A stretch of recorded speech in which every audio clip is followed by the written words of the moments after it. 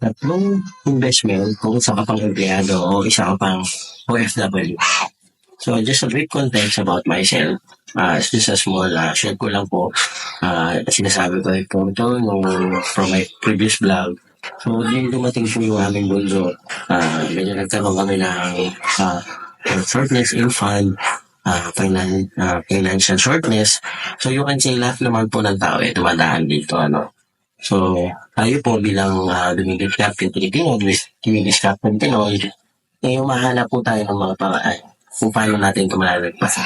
So, during, you can say, pagka-broke ka, dun lumalabas yung lahat ng potential mo, yung mga decision making mo, yung mga diskarte mo lumalabas nun, and nakakapag-isip ka ng maayos. So, bilang head of the family, bilang padre de pamilya, so, na-challenge ako.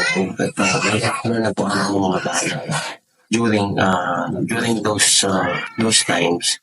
So, ito po yung mga natuklasan ko. Ito po yung mga pwede niyong gawin kung isa pa rin po kayong empleyado o isa pa rin kayong OFW. So, unang-unang investment na pwede niyong gawin habang kayo po ay nagtatrabaho pa at wala pa kayong negosyo. Number one, emergency fund. Emergency fund. So, yung meron po tayo sa Pilipinas, no? Itong digital bank, yung matataas yung rate compared dun sa normal rate ng traditional. So, we can put our money there and makasave naman po ito, So, dito kami man naranasan na nag-float.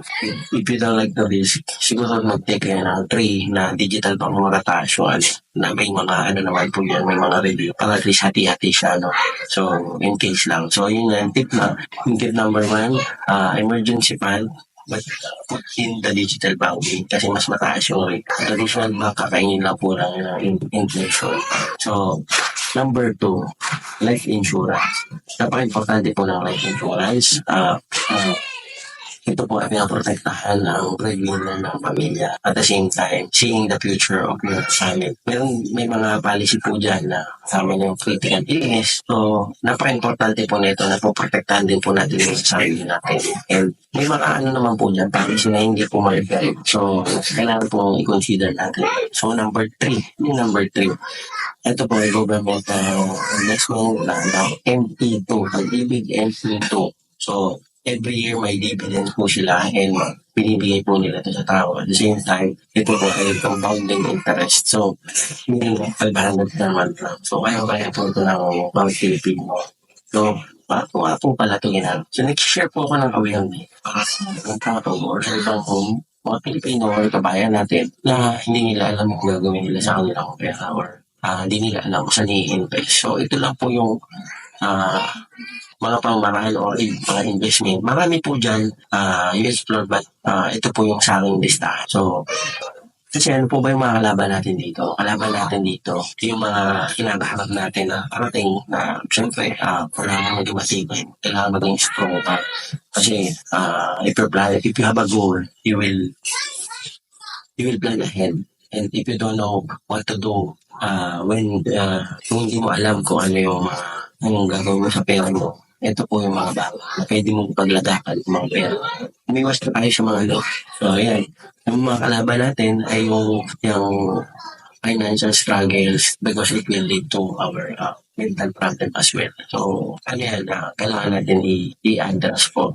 So, samahan niyo po ako. Meron po akong binubuong group, Dumigis Captain Pinoy. Doon po tatalakayin natin lahat ng toxic na ugali na Pilipino or lahat ng mga positibo or stable trait natin at the same time kung paano po tayo magpakaunang. I-drop ko po yung link below and come join me. Sabay-sabay po natin tuklasin yung natin mga positive tsaka negative traits natin. Dahil naniniwala po ako sa salitang delayed gratification. So lahat ng paghihirap natin, lahat ng ating ginagawa sa mga buhay-buhay natin, i-gratify ka niya. So kung ikaw ay nagsusumikap ka na mapaunlad yung sarili, mag-gratify ka.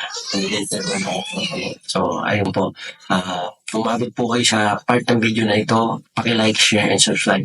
O nga po pala, kung gusto niyo po ng life insurance or any insurance, message niyo lang po ako. Makakatulong po ako. Ito po ay available in the Philippines. Drop message po and I will definitely help you and I will answer you directly. So, ayun lang po. Mag-ingat po kayo. God bless. Kalabs.